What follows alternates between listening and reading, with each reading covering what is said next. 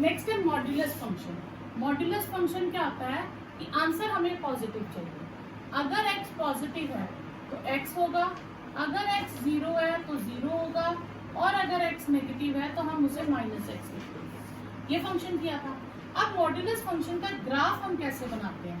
जैसे सपोज करो f(x) is equal to modulus of x। अगर मैं 1 फिल करूंगी तो आंसर 1 आएगा, ठीक है।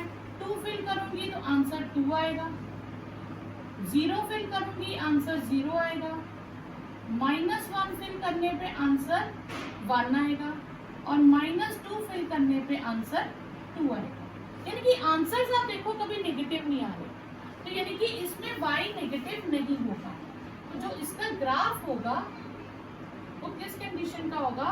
वो सिर्फ फर्स्ट और सेकंड क्वाड्रेंट पे रहेगा, क्योंकि x पॉजिटिव भी है और x नेगेटिव भी है। एक पॉइंट आया 0 0, फिर एक पॉइंट हमारे पास क्या आया 1 1, एक आया 2 2, एक तो ये बना ग्राफ, फिर -1 with 1, -2 with 2। तो इसका ग्राफ आप याद रखेंगे V शेप होता है, exact 45 degree, exact V shape होगा, और 45 डिग्री बनाएगा विद x एक्सिस दोनों तरफ, ठीक है। इसी में अगर आपके पास सपोज करो सिंपल x की बजाय x-2 का ग्राफ कह दो, ठीक है, तो मैं आपको इसका शॉर्टकट बता रही हूँ। आपने इसे 0 लेवल निकालना है, इसका 0 लेवल कहाँ निकला? 2 पे। तो मतलब हमारा ओरिजिन 2 पे शिफ्ट हो जाएगा। हम इमेजिन करेंगे नहीं शिफ्ट 1 2।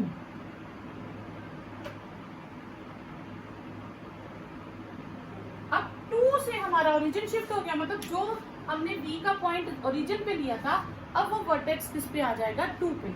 तो 45 डिग्री इधर और 45 डिग्री इधर, तो ये ग्राफ हो जाएगा f(x) is equal to x-2। यहीं पे अगर हमें ग्राफ कह दें f(x) is equal to x+3 का फाइंड करो, तो हम इसका 0 लेवल देखेंगे, ओरिजिन लेवल कहाँ पे आएगा? -3 पे। तो हमारे पास ओरिजिन कहाँ शिफ्ट हो जाएगा?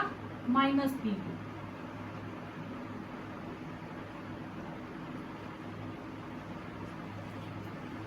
ठीक है, तो हम -3 से 45 डिग्री बनाएंगे, तो ये आ जाएगा f(x) is equal to mod x+3।